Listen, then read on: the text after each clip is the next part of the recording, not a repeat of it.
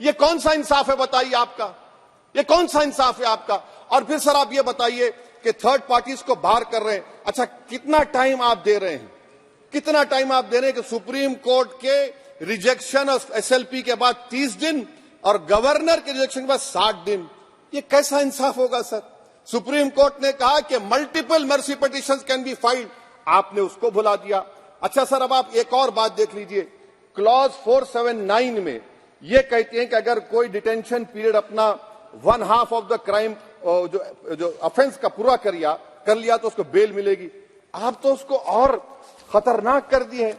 आप ये कहते हैं, उसमें ये कहते हैं सर, यहां पर आपने कह दिया क्लॉज 187 में, सॉरी सर, ये डिटेंशन मल्टीपल क्लॉज 479 में अगर एक से बढ़ के ज्यादा ऑफेंस होगा या ऑफेंस होगा लाइफ इंप्रिजनमेंट का या पेंडिंग होगा तो उसको बेल नहीं मिलेगी।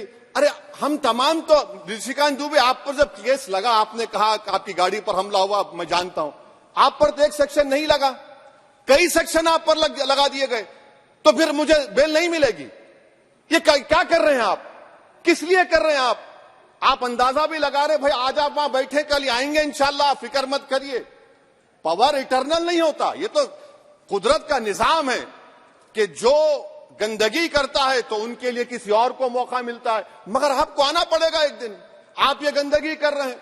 अच्छा सर ये बताइए कि हमने आप किसको कितना पर्सन जो है पेंडिंग प्रोसीडिंग्स इन मोर देन वन ऑफेंस, और चार्जशीट में कई आते हैं, यानी जब हम पर केस बुक होता है सर तो फूल का गुलदस्ता आता है, हर सेक्शन होता है उसमें, तो मुझे बेल नहीं मिलेगी।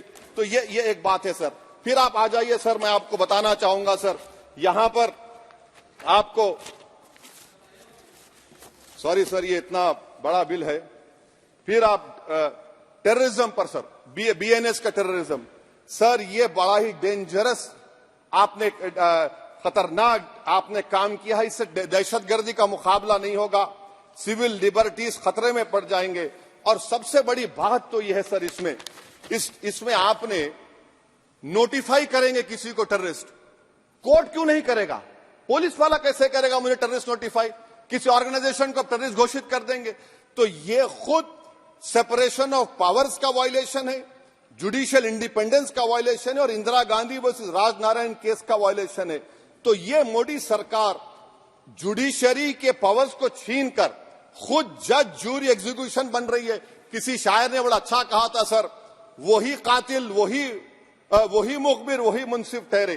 सर मैंडेटरी वीडियो रिकॉर्डिंग आपने कहा कि जिस जगह पर पीस प्लेस पर सर्च होता है वीडियो रिकॉर्डिंग की, मैं ये कहता हूं कि जब मेरा अरेस्ट होगा वीडियो रिकॉर्डिंग करिए, क्यों नहीं करते आप।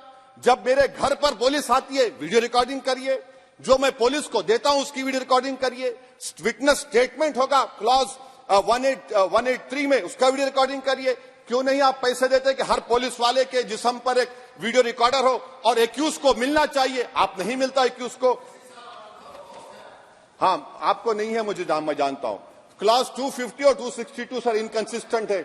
तो क्लॉज 250 में 60 डे टाइम लिमिट है डिस्चार्ज के लिए।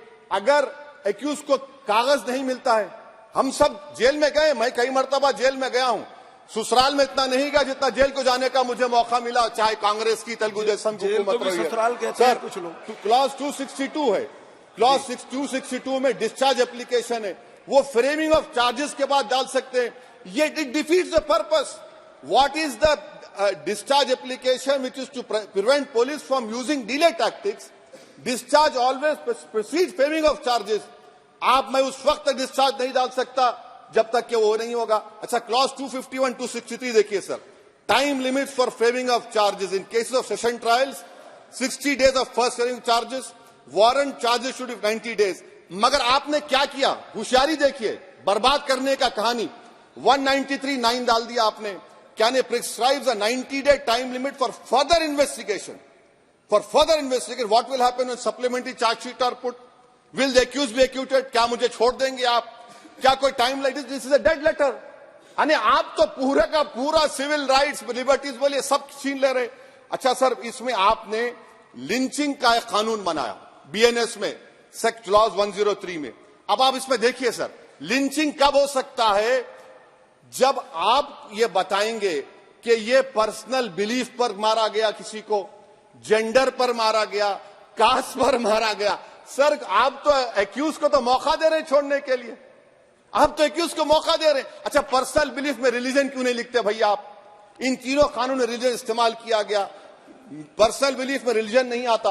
अच्छा सर, आप ये भी देख लीजिए कि 190 में अनलॉफुल असेंबली है, 5 और मोर एक्टिंग टुगेदर, फिर ये क्यों कर रहे हैं आप? 5 मिलकर भी मर्डर करेंगे तो एक 103 भी तो आपने कर दिया, तो इनका यानी ये तो इसका अनलॉफुल एक्टिंग टुगेदर है।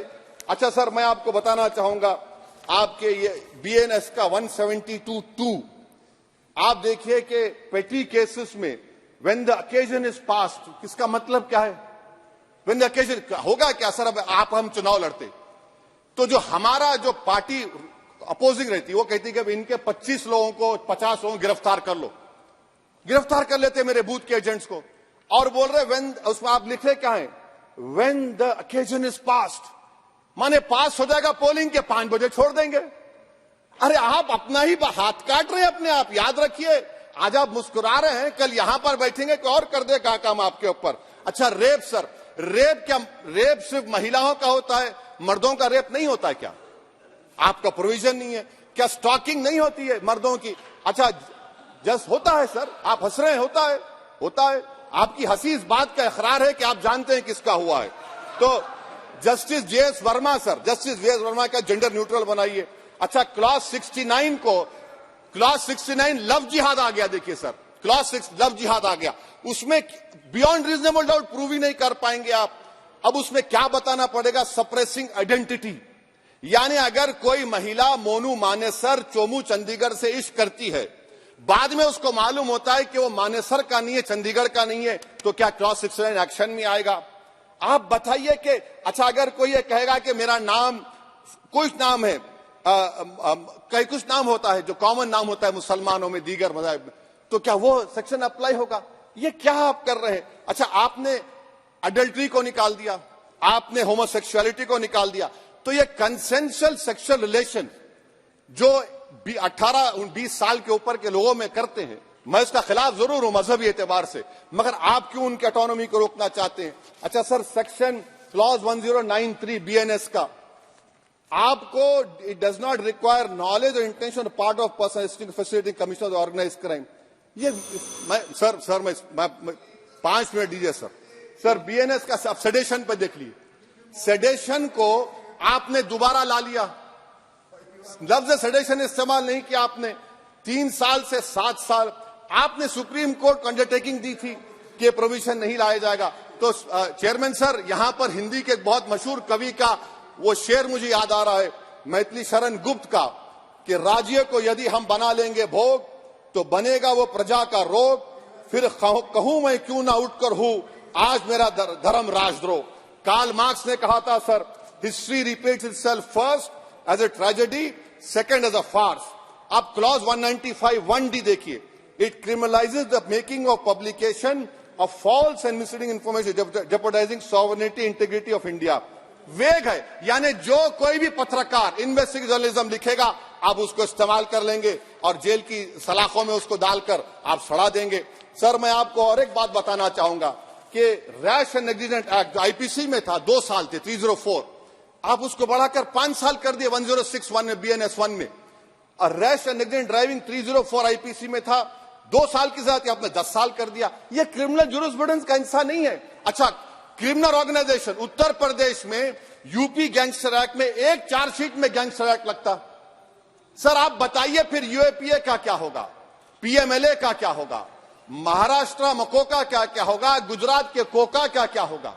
आप ये सब कानून रख रहे हैं और एक पुलिस वाले को आप ये तमाम कानून की इजाजत देंगे?